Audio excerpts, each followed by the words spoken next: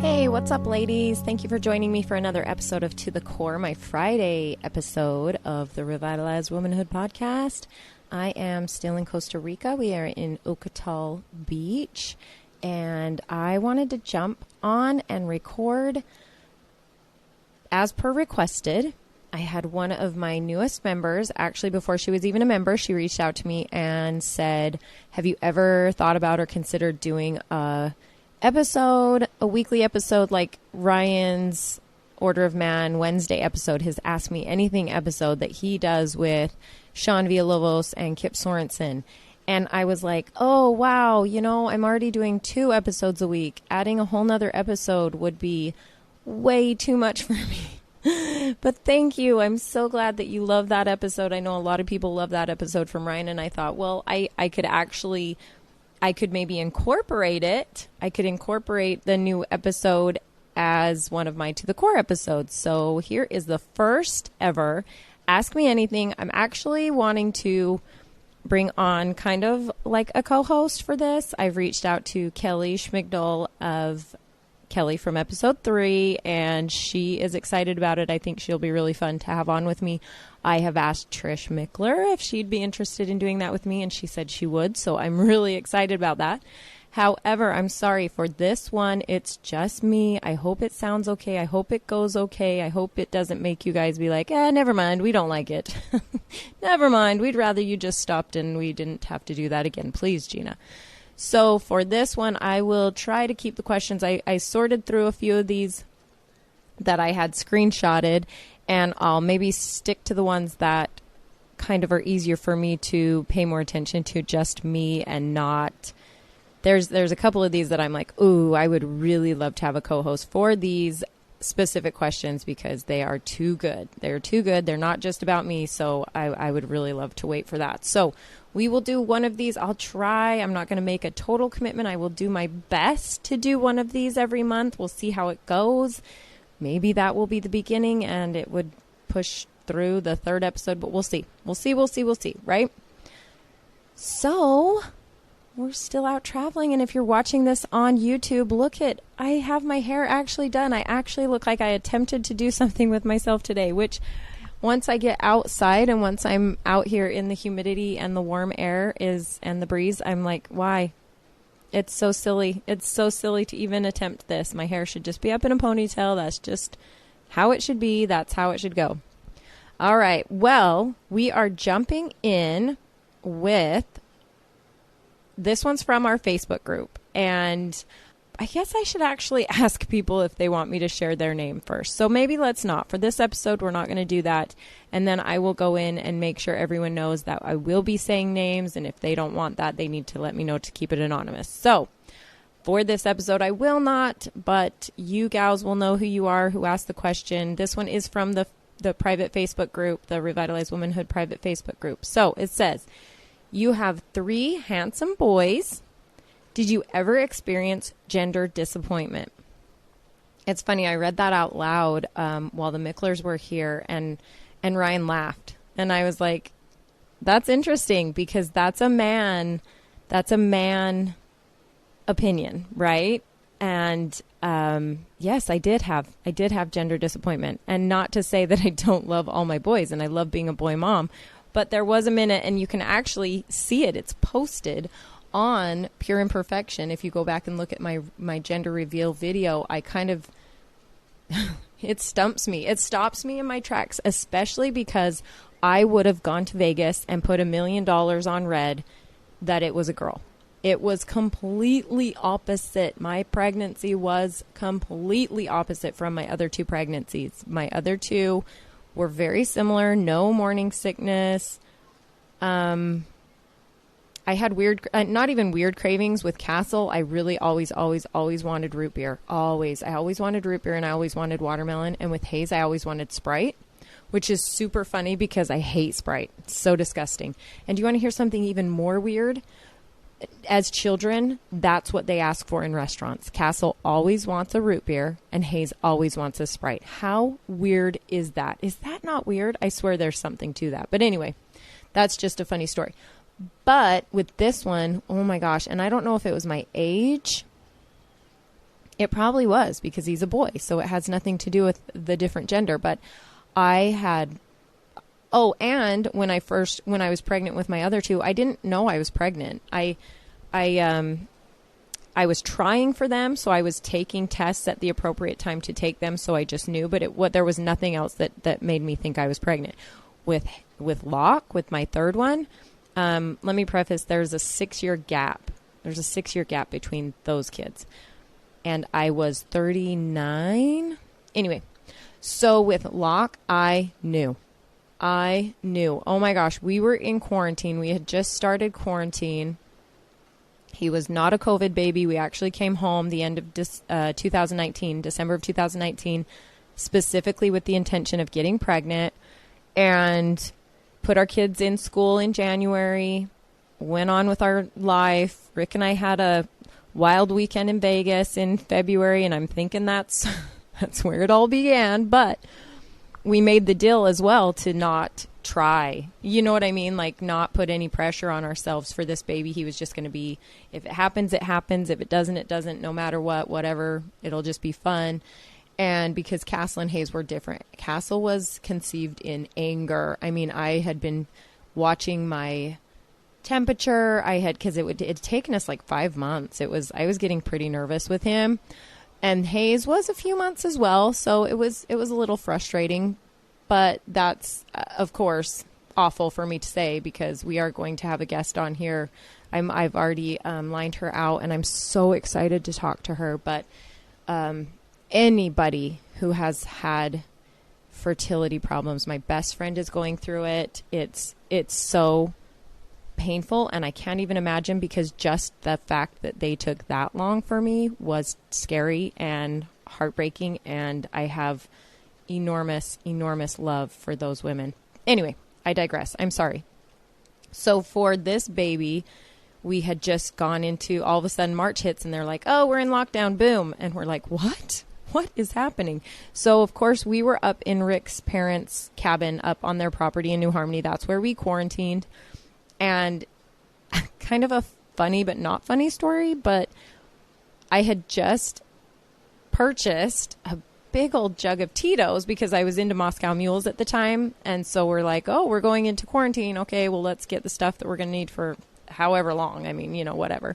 And I never broke the seal on that jug. Never broke the seal on it because I knew I was pregnant. After a couple weeks of being in quarantine, I had all the symptoms that you normally should, tender breasts. Like, I remember women describing it to me that they would get in the shower and even the pressure of the water would just be like, oh, and I'm like, that is so weird. I have no idea what that's like. I've never felt that.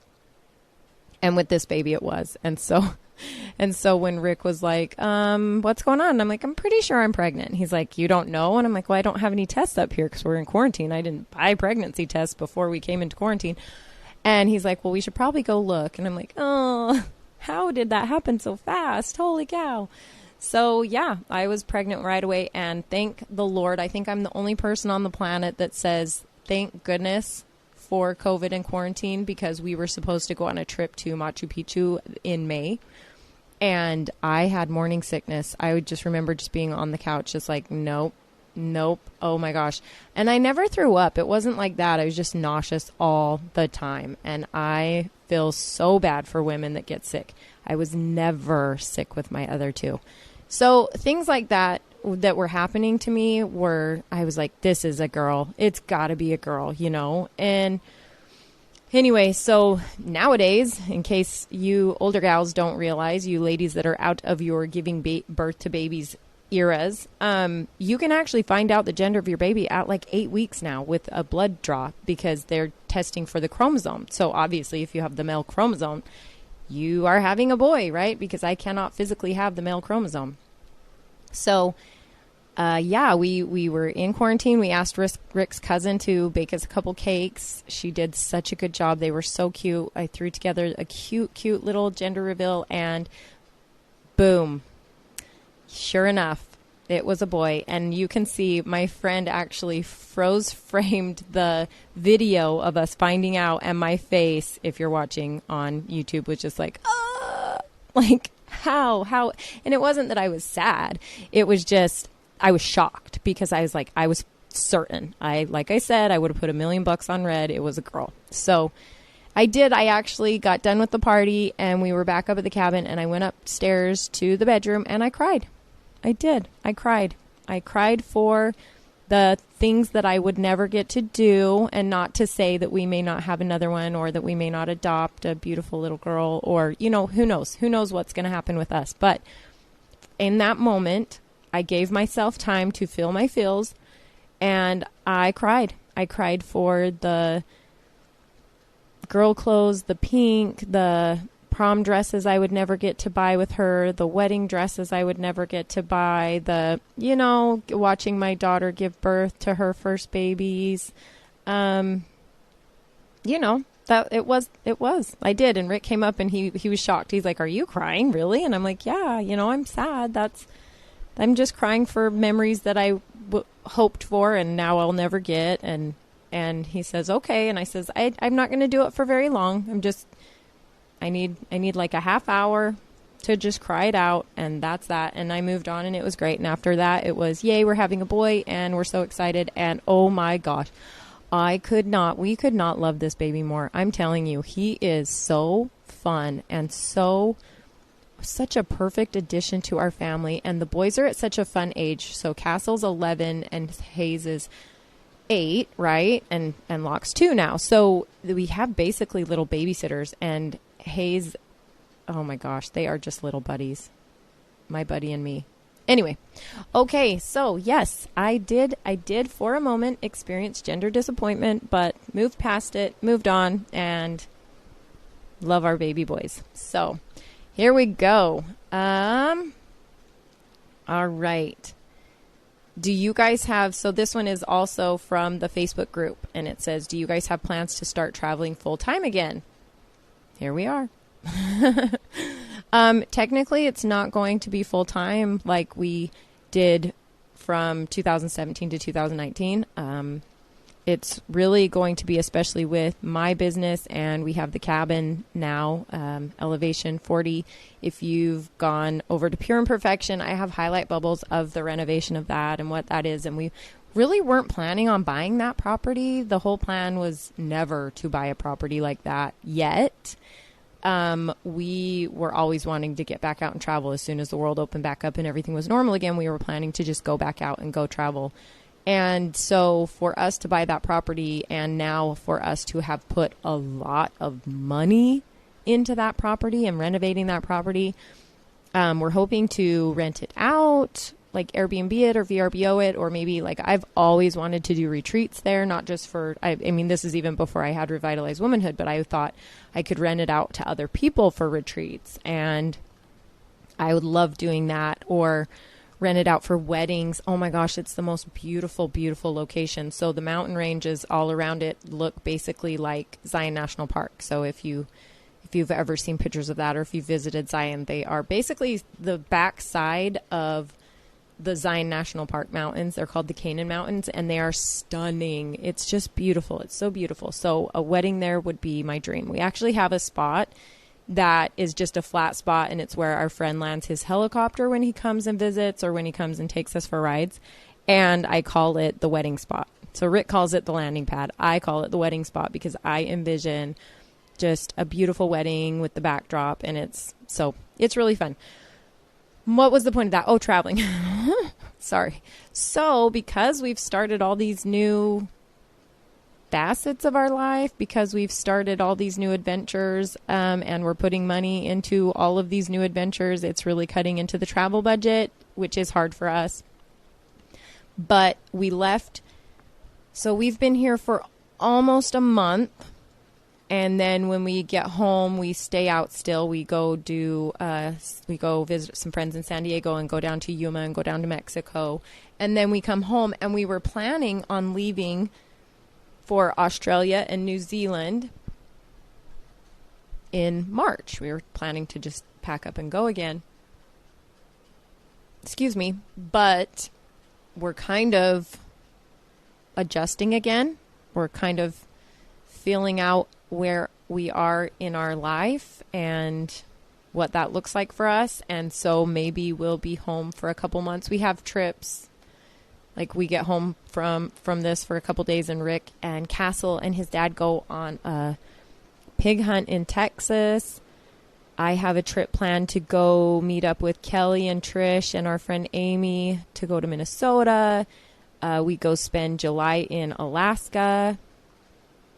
So we have things planned. It's just whether or not, what time of year we go, whether or not we go, So no, full time is not happening this year. It was supposed to, but we're thinking it's not going to. So that's okay. We're just pivoting and going with the flow and seeing how life goes and what comes our way, right? All right. So how do you and your husband make time for each other? That's hard. So we very specifically, and he knows, I think this is more for me, and it's become much more important and apparent since I started this. And so some nights I don't get home until 6, right? And it's very important for me. We have a deal that the phones go off at 6. And so hopefully I'm home by 5:30, whatever. But the phones go off at 6. And the kids are already fed. They go back in their rooms and do whatever. Baby kind of runs around. And Rick and I sit on the couch and have a date night. Like, date night for us is not going out to dinner or going out and spending money, because that's a big hot topic for us. We don't spend money. We don't, because we like to spend money on our traveling, or, we have these other things that where our money's going right now. So we try very hard not to spend money on things like eating out or going to movies, which movies, if you heard in the Melanie Studley episode, it's such a stupid cop out for a date night. I totally agree. I didn't even think about it the way that she thought about it, but she's like, a movie, I think about it like that's so generic. Like, you can be more creative than a movie, but she's like, a movie, you don't even talk to each other. How is that even a date? How is that connecting with your husband or your significant other?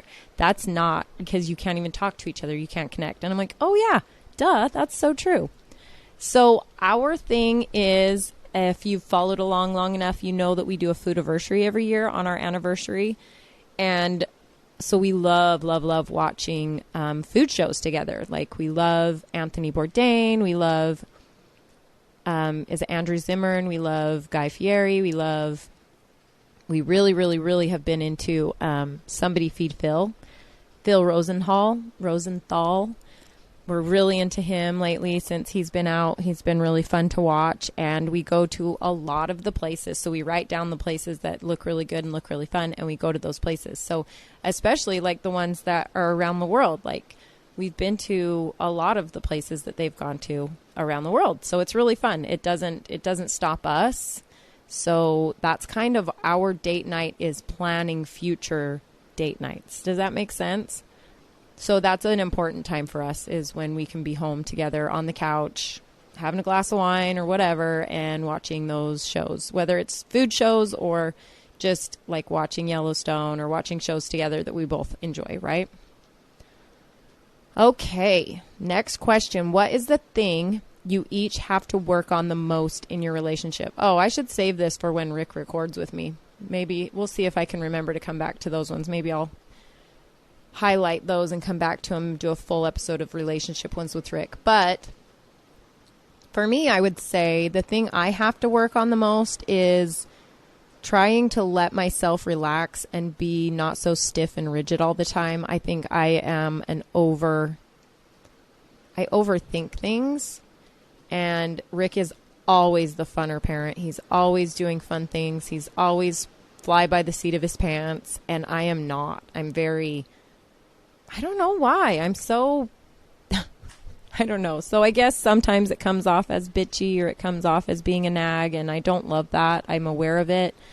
So that is something I really have to work on. I'm really trying to work on right now, whether he knows it or not. I've been like, our monthly topic in the sisterhood last month was nurturing marriages and learning the language of men. And so I really am trying to focus more on how to honor him and show him appreciation, because it talked a lot about, oh, wow, Something just blew up in my microphone. Oh, it's the wind. Sorry about that if it's windy. I learned in this book that men see respect as the same thing as being loved. The book said they asked all of these men, they did this survey and asked all of these men, would you rather be loved or respected? And every man said respected. But then they asked this one friend and he says, what do you mean? That's not that you just asked me the same question. And they're like, what? And he's like, that's the same thing. Loved and respected. That's the exact same thing. And this woman, she's like, oh, no, it's not. It's totally two different things. And he's like, but it's not. So for me, I need to continue to show Rick how I appreciate what he does for us financially, what he does for us by planning these trips and traveling, and it's hard to be aware, just being intentional. So that's what I'm working on, is being intentional, making sure he knows that I appreciate him and that I'm thankful for him and what he does. So I can't really tell you what he would say about that. I hope that's good about mine. Okay, let's see. Oh, and this one is that one too. What is your favorite thing about one another? Okay, I'm going to have to put this on you guys. I'm going to have another, like, Ask Me Anything husband edition. So this says, what is your favorite thing about one another? So I will tell you my favorite thing about Rick, and it is his sense of humor, except it's a double-edged sword because he gets joking and teasing me, and it's sometimes obnoxious to the point where it's like mean, but not, you know what I mean? Like, he'll say something and I'm like, you're such a jerk. And he's like, I'm just kidding. And so that's just me being rigid. Again, that's me taking things too personally, or me not being able to laugh at myself. So, but I do love his sense of, this is Leanne Womack, man. This is his sense of wonder. I love his sense of adventure, his sense of humor. I love a lot of things about him. He's a tall drink of water. Oof. Oofta. That's for you, Kelly. Oofta. When I opened the door, when I very first met him, when we very first met for the first time, I was like, woo, hello. And it's funny because it's like the man that I'd always pictured for myself. He's 6'5", tall, dark, handsome. He was holding the Starbucks. I mean, could not have been better. But it was really interesting. It happened. I did get that, I'm going to marry this man. And it was really weird. I thought people were full of crap when they said that happened to them. And it didn't happen to me with my first husband. And so I thought people were full of crap. And then sure enough, I opened the door to this stranger I'd never met before other than texting or talking to on the phone. I saw him for the first time and I was like, I'm going to marry him. Okay. Cool. So definitely when I am not too serious about myself and too serious about life and stressed about picking up toys in the house or doing laundry or keeping up on the things that really don't matter, like when Rick and I go on our food anniversaries or we get to spend the weekend together, we just laugh. Oh my gosh, he just makes me laugh. Seriously. It's really so nice when we can go and do that and get out of our own worlds and just laugh, right? We do get into ruts. We are in a little bit of one right now, and I think this whole adjusting period is still having its moments. I think he's not loving the new situation. He's not loving the new situation with him being a stay-at-home dad. He's not loving, I'm not saying it, he's not loving it because of course he loves being home with the kids. He loves that. I'm not saying it like that. I think it's just, lots of things he didn't expect, his wife being gone and not answering my phone right away because I'm on a call or I'm recording or, there's things that are rubbing each of us wrong because it's new to us and different, and some things are good and some things are bad, and we're just working through it. So anyway, let's see. All right. How did losing everything change the way you handle your money? Who is the spender? Okay. That's also a good one to have with him too, because losing our money changed everything about us. Everything, every aspect of how we view money, how we deal with money, how we save money, how we spend money, every single thing is because of the fact we lost everything. And it was funny, we were actually going to, so did I say Rick and I were going to actually even record today? And he was like, I'm not feeling it. I'm going to go to the beach. So that's why I thought, okay, I'll just bust out this Ask Me Anything by myself. When we lost everything, here is a little background to that. When we got married, I had debt. I had a lot of debt. I had I think it was $12,000 of debt. So, I mean, a lot, but that's a lot. You know, when you're 25, that's a lot. And that was just from my previous marriage. That was from my loans for school. That was from, I had bought my first car, you know, and my dad had just been putting all these things on a credit card for me with a 0 interest so that I could pay it back and pay it off and whatever. And I did not tell Rick about that because my family of origin it's not polite to talk about money. It's not polite to, you know, I felt uncomfortable about it, which is completely opposite for his family because they have all been in businesses together or family businesses together or whatever. So they talk about money nonstop, and it still makes my skin crawl. When Rick talks about how much he earns or how much he made on a sale of a property or whatever, it makes my skin crawl. I can't handle it. And it's so interesting. I'm trying to get this guest on here. She is Savvy Money with Lisa on Instagram, and I'm excited to record with her. She hasn't booked yet, but I'm really excited to record with her because that's all that she talks about is you have got to talk about money. You have to. It's not this ugly word. It's not this ugly thing that you have to tiptoe around. You have to talk about it. And now I know that, and but so coming into our marriage, I didn't tell him about that. I just was like, it's my debt. It's my responsibility. I am a responsible person. I have been paying this off. I work. I have a job. I pay it off, right? Well, I should have been thinking this is now our problem because the money that I'm putting towards this debt is not going towards our family budget, right? So in my young brain did not think that way. I was embarrassed about it, and I'm like, this is my debt from my previous life before you, and I will handle it, right? So when he found out about it, yeah, the shit hit the fan. And so ever since then, I'm pretty sure he does not trust me with money, and he probably had a right to. Honestly, I was spending and not saving, and I had a problem with, for whatever reason,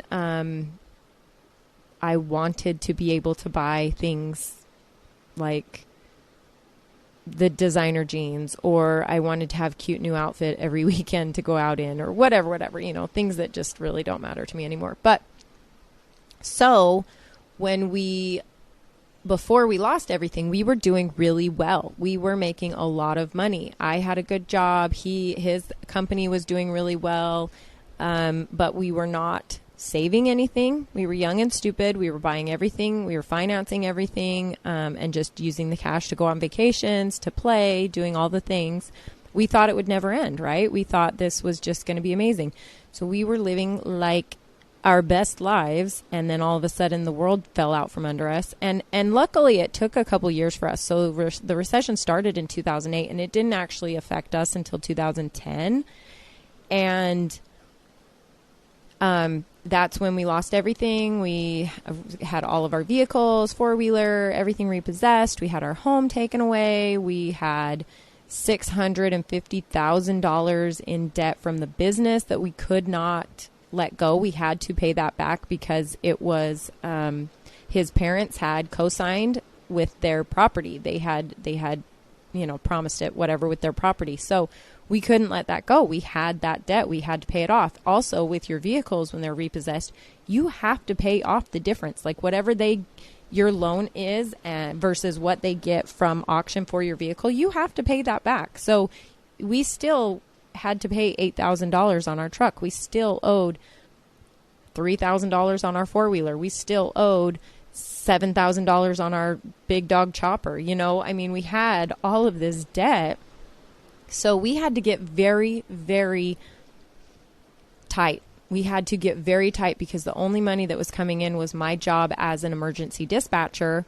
And at that time, the government, the city was in a spending freeze as well. So they couldn't, you couldn't get paid overtime. You couldn't get bonuses. You couldn't get a raise. So I think I was making like $14 an hour. I mean, really, they make such better money now. But at the time, I think I was making $14 an hour. So we were living in the basement, had just had our first baby. He was a NICU baby, so that was an extra 10 grand onto that hospital stay bill. And we had to get very, very tight with our money. So Rick started the Dave Ramsey stuff. He started researching that. We did the envelope system. He just got really good at, and for whatever good or bad it was, he got very good at being the money dictator. I mean, he got so controlling, and it was bad. It was mean. It was bad. Not his fault. He was trying to do what we needed to do, what we needed for our family. But he'll tell you, you've probably heard him say it on episodes, that he was doing it wrong. He was saying, you're spending money. You're the reason this is not working, whatever. But it was both of us, right? So if it was him spending money wrong, that he thought wrong, he would do it as well. But then we learned how to communicate. Anyway, so we were scrimping by. We were living on ramen noodles, or what delicious dinners his sweet grandma would make for us. And they were helping us raise our boys. And we had all of these amazing people, family members, that helped support us while we were going through that. And in the meantime, we were just saving every penny. And I mean, wow. We still are pretty cheap. We've gotten lax, and it's not good. We need to tighten back up again, because even though we've got it, doesn't mean it's always going to be there. I think something dark's coming again, and I think it's the time that we should be saving everything, just so that when it happens, we can invest and be smarter about it this time around, right? So I don't know how much more to go into that, but yeah, it changed our lives dramatically. A whole 180 from what we were doing to what we do now. It was, we've even come back from it, but when we lost everything, man, it was tight. We were saving every penny. All right, let's see. Who is the spender? It's funny because who is the spender? It's funny because Rick spends on big things. And I think that might be a man thing, because the things he likes are like guns or cars. He said, he's told me a story once. He used to drive past this Jeep that was for sale all the time on his way to work, and he had to start going a different way because it was so tempting to him to just buy that. Like, we had $12,000 that we had saved, or whatever amount of money that we had saved that we needed to invest. And he didn't know what to do with it yet. And he just wanted that Jeep so bad. And so he said, I actually had to start going a different way to work. And yeah, but for me, the spending was probably like clothes for Castle, or the baby stuff. Like, I love the baby stuff. Like, I really, really love like the quality stroller, or the nicer swing, or, whatever, the better car seat, or, whatever I was spending it on. But that's not really big money, but it is spending it. So every little bit counts. Just think like that. Every little bit counts. So do things. If you need help with that, like, do what Rick says. So if you know that if you go into Target, you're going to spend money, do not go into Target, right? If you go into TJ Maxx and know you're going to spend money just because you're in there, do not go in there. Like, if you have to avoid the things that you know that are your weaknesses, right? Okay. Is that as far as we want to get?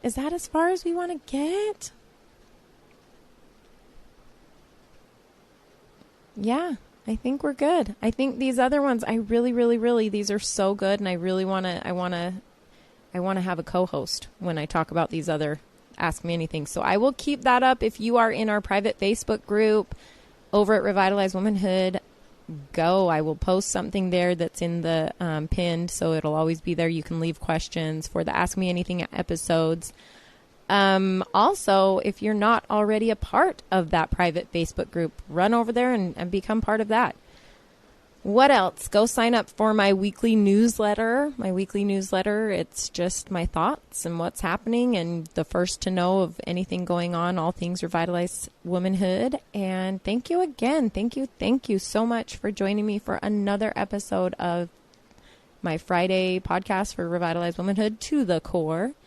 And I really appreciate you being here with me and supporting me on my journey. And we'll see you next week. Thanks, ladies.